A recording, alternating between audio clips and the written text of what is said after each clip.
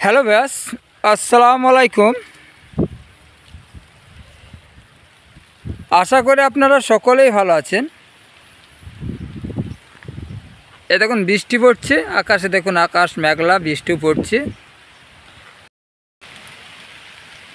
দেখেন আকাশে বৃষ্টি হচ্ছে, তবুও আপনাদের জন্য আমি আজকে ভিডিও বানাচ্ছি। এই বৃষ্টির কারণে পেয়ারা গাছে কি কি ক্ষতি হয় সেই বিষয় নিয়ে আজকে আলোচনা করব। আর সেই ক্ষতির হাত থেকে বাঁচার জন্য কী উপায়, এই উপায়টা নিয়েও আলোচনা করব। দর্শক বন্ধু, এই বৃষ্টির সময় পেয়ারা গাছের একটাই রোগ হয়, সে রোগটা হচ্ছে ছত্রাকনাশক। এই ছত্রাকনাশকের কারণে যে আমার পেয়ারাগোনা দেখছেন মার্বেল আকারে, এই ছোট ছোট ফুল,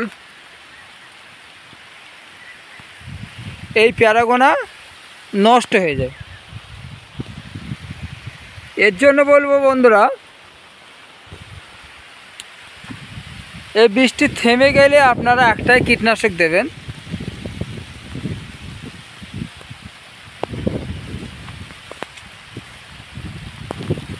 এই যে পেয়ারাগোনা দেখছেন তো, অতিরিক্ত বৃষ্টি হলে এই যে ছোট ছোট মার্বেল সাইজের পেয়ারার বোটাগোনা পচে যায়।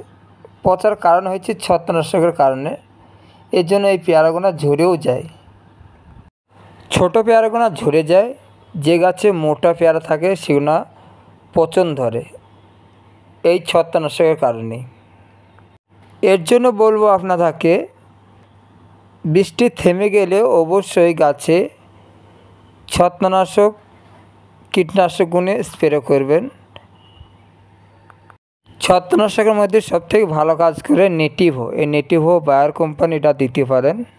বৃষ্টি থেমে গেলে অবশ্যই আপনারা ছত্রাকনাশক স্প্রে করবেন। আপনাদের কম দামে বলি, বেবিস্টোন আমরা প্রতি লিটার জলে 2 গ্রাম করে স্প্রে করতে পারেন। বেবিস্টোন যদি না দেন, ডাইটন 45 বা M45 দেবেন।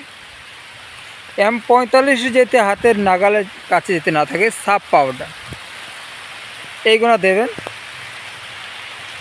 যে সকল পাউডারগুলোর নাম করলাম, এই পাউডারগুলো প্রতি লিটার জলে 2 গ্রাম করে দিয়ে গাছে স্প্রে করবেন। যে সকল দর্শক বাংলাদেশ থেকে দেখছেন তারা দেবেন মেনসার, মেটাজিল, এমকোজিম। এবার বলি উভয় দেশেই পাবেন সিক্সার, সাপ পাউডার, এটা উভয় দেশে পাবেন। ডাইটন 45 দুটো দেশেই পাবেন, বাংলাদেশেও পাবেন, ভারতবর্ষেও পাবেন। এবার আসি বেশি দামের মধ্যে, নেটিভো প্রতি লিটার জলে 1 গ্রাম করে। এমস্টার টপ, এই কীটনাশকগুলো পচন রোধ করে এবং সুন্দর কালার করে।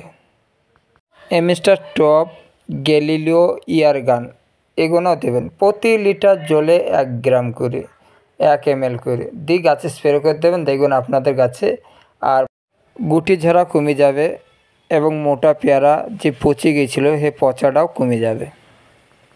আজকের ভিডিওটা এই পর্যন্ত। সবাই সুস্থ থাকুন, ভালো থাকুন, খোদা হাফেজ।